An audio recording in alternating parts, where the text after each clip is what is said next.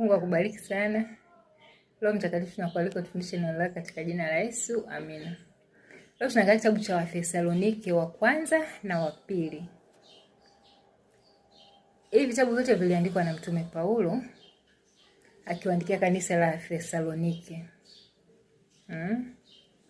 Mtume Paulo anawashukuru kwa jinsi walivyoipokea imani na kuacha kuabudu sanamu.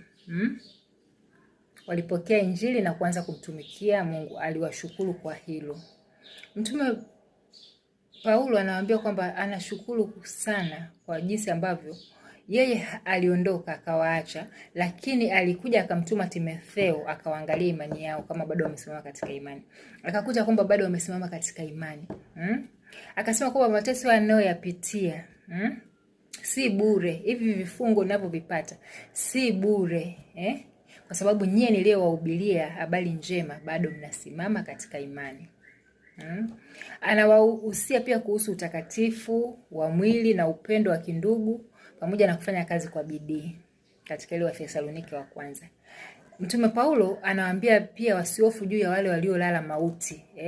Anawaambia kwamba sisi tulio hai akija Bwana Yesu parapanda itakapolia hatutawatangulia hao, kwa sababu hao ndio watakaofufuliwa kwanza, alafu sisi tulio hai wote tutaungana nao kumlaki Bwana Yesu mawinguni.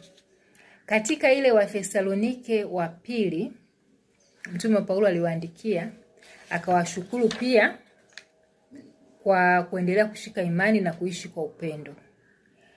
Anazidi kuwaelezea kuhusu kurudi kwa Bwana Yesu, akiwaambia kwamba hayo yote hayatatokea kwanza mpaka akishakuja yule mtu wa kuasi, yule mpinga Kristo akishadhihirishwa, akishajulikana kwanza.